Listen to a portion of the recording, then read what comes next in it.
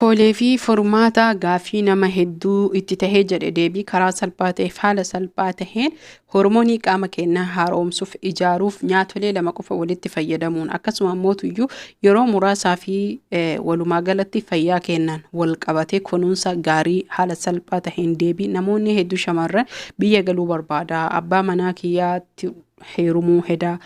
abbaa manaa kiyyaa walitti dhiyeenya kana wal arguu hennaa warri jedhanii gaafii adda addaatiif assalaamu alaykum warahmatullaahi wabarakaatu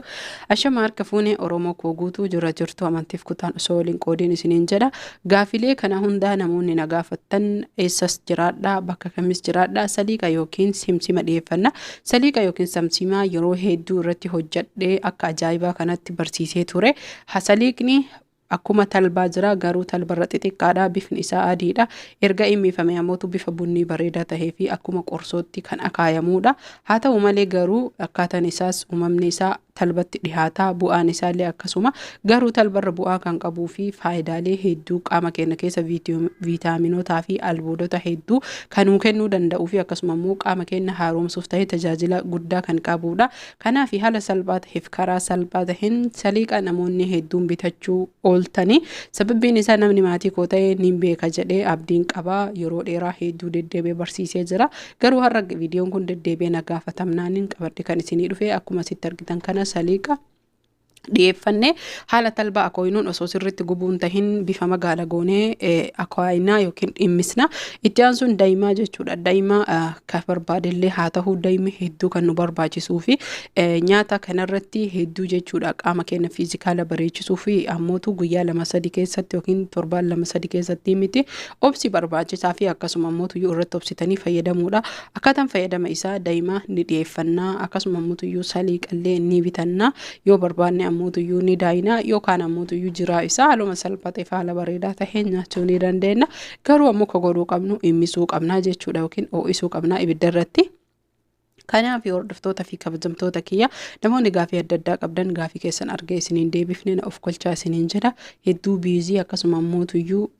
walna harkaa wanni hedduu jechuun harkaa na qaba kanaaf na of kolchaa isiniin jedha viidiyoodhaan isin barbaachisuu fi gaafilee yeroo hedduu deddeebi'amee na gaafatu kan qabadhe yookiin isinii hojjadhuudha isiniin jedha kanaaf namoonni maatii koo taatan hundi galatoomaa isin jaalladha namoonni maatii koo taane subscribe gochuun gama maatii kootti dabalama warri viidiyoo kana argitan guutuun viidiyoo kana laala sababbiin isaa viidiyoo laaltan isin fayyada laayikii cuqaasaa mallattoo laayikii waan biraa osoo hin tahin akka viidiyoon namoota hedduu dhaqqabu gargaara yookiin nallee gargaara isinillee gargaara anis viidiyoon kee yoo hedduu laalame irraa gammada jechuudha isinis ammoo viidiyoon laayik tahee hiriyoota keessan obboloota keessan oromoo nama afaan kana dhageeffatu bira yoo gahe isin gammachiisa jedhee waan abdii qabuufi kanaaf erga daa'ima maankaa tokko dhiyeeffannee yoo barbaadan ammootu isin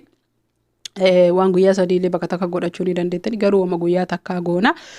kanaaf daa'ima maankaa 3 hiititti simsima kana maal nayina yoo isiniin jedhe maankaa 6 nayina daa'ima maankaa tokkotti simsima maankaa 2 nayina isa kana guyyaatti al 3 fudhanna nyaata 3 booda jechuudha nyaata 3 dura odoo hin tahin nyaata 3 booda jechuun soorachuu qabna kanaaf haaluma salphaa ta'eef karaa salphaa taheen maankaa 6 simsima daa'ima maankaa 3 hiitiin nayinee isaaniitti haa ta'uu waliin geenne erga ciree nyaannee geessinee garaa keenya jechuudha erga quufne nyaannee sa'a tokko akkas geenne isa kana maankaa 2 hanga 1 laaxa ammallee erga laaqana nyaannee geessinee xiqqoo turree sa'a 1-2 akkas turree maankaa 2 laaxa nyaata galgalaa nyaannee geessinellee maankaa 2 laaxa haaluma salphaa taheen fiizikaalli qaama keessanii bareedaa ta'ee isinii ijaaramuu fi isinii ba'uuf hedduu isin gargaara namoonni furdina hir'isuu barbaadan ammootu garaa qullatti nyaattan jechuudha yeroo hedduu barsiisee jira waa yaadadhee jira koomantii tokko shuunfaa obboleettiin tiyya takka shuunfaan baay'ee naqallisee walitti dhaabee fayyadamee shuunfaa fayyadaminaan jette miira hedduu aarii qabduun kan loltidhaanii shuunfaa kan fayyadamaa jedhe akkaataa itti fayyadamaa jedhe qaba viidiyoo hedduu keessa waa'ee shuunfaa dubbadhe viidiyoo tokko qofa laalee fayyadamu osoo hin tahin miidhaa isaas faayidaa isaas baay'ee dubbadhee jira baay'ee hojjadhee jira Shuunfan nama miidhuu hin danda'u garuu ammootuyyuu humnaa ol yoo fayyadamtee jette kiniiniin mataa nama dhukkubuyyuu kiniiniin bowwootu bunni jechuudha. Bunni humnaa ol yoo fayyadamne onnee keenya irratti dhiibbaa guddaa kan fiduu fi dhiibbaa dhiigaa yookiin ol ka'umsa dhiigaa nurratti kan fidu jechuudha. Kanaaf wanna hunda ani yeroo hedduu waa'ee dhimma shuunfaa irratti kabarsiise yoo na dhageette ta'e obboleettiin tiyya asuma akkasuma immoo fakkaatonnis shuunfaa namoonni shuunfaa fayyadamuu barbaadan guyyaa 15 fayyadamtan namni ammootuyyuu har'a fayyadamtanii bor jidduu ooluu barbaadan ji'a tokko walitti dhaabdanii fayyadamtan. Shuunfaan bu'aa hedduu kan qabuu fi faayidaa hedduu kan qabu akkasuma ammootuyyuu lubbuu nyaata keenyaa nuu banuu irratti hojii guddaa fi gahee guddaa qaba. San malee jechuudha. Akka saffisaan humni keenya godhamuu fi lafeen keenya haara yoomu kaalsiyeemidha hedduu waan bareedaa tokko shuunfan aanan wajjinis fayyadamuu dandeenya daa'ima wajjinis fayyadamuu dandeenya bishaan wajjinis fayyadamuu dandeenya obboleeyyan kiyya shuunfan hedduu isin fayyada namoonni furdina garmalee qabanis eeyyen ni hir'isa akkasuma namoonni furdachuu barbaadan ammootuyyuu ganama garaa qullatti guyyaa 15 yoo nyaatan yookiin ammoo guyyaa tokko jidduu oolaa ji'a tokko yoo nyaatan hedduu saffisaan nyaata isaanii banaa akka nyaata banuuf saniin ammoo nyaata nyaachuu qabani hedduu qaamni isaanii hin dabalaa hin bareedaa boqoo baasaa fi taa'aa baasaa fi harma isaanii kan jigaga takka hormoonii haaromsutti gahee guddaa qaba kan olaana qofa osoo hin tahin ogeeyyiin fayyaa guutuun irratti walii galanii hedduu jechuudha kan fayyadamaa jiranii fi ani fakkeenyaaf akka dhuunfaa kiyyaatti rifeensa caccabuu akkasuma duuda na dhukkubuu fi hirriba na diduu mataa na dhukkubuu yeroo tokko na dhiphisuu fi hedduu natti ulfaatee na cinquu fi shuunfaa irraa gahee guddaa argadhe akkaataa nan fayyadame akkaataa yuutuubii kiyyarra barsiise karaa sadihiini tokkoffaa irratti aanan wajjin illee fayyadamee jira inni sun ammoo duudaa fi lafee jilba wantoota lukana dhukkubaniif bu'aa hedduu irraa argadhe lammaffaa irratti mataa bowwoof ammootuyyuu kan daa'ima wajjin fayyadamee fi sammalee ammootuyyuu kan bishaan wajjin fayyadame hedduu faayidaa guddaa waan hedduu irraa argadhe haala kanaan hundi keessan fayyadamtanii bu'aa akka irraa argattan qaba garuu ammootu guyyaa 14-15 ol nyaatamuu qabu yoo jidduu ooltan har'a nyaattanii boru yoo kan dhiiftan tahe ammootuyyuu ji'a tokko nyaachuu qabdan akkasii guyyaa meeqa ta'are tokko nyaanne tokko yoo oolle ji'a tokko ta'a jechuudha guyyaa 15 ta'a jechuudha garuu ji'a haa nyaannu malee guyyaa 15 lakkii walitti dhaabee guyyaa 15 nyaadhalle yoo jette haaluma salphaa taheen walitti dhaabdee guyyaa 15 nyaachuu dandeetta guyyaa 14 kan kee garallee sii laaffisaa garaa waa si gogan akka ajaa'iba kana sirraa yaasa hafuura badabadaa kana sirraa yaasa kana nyaadhaatii argaa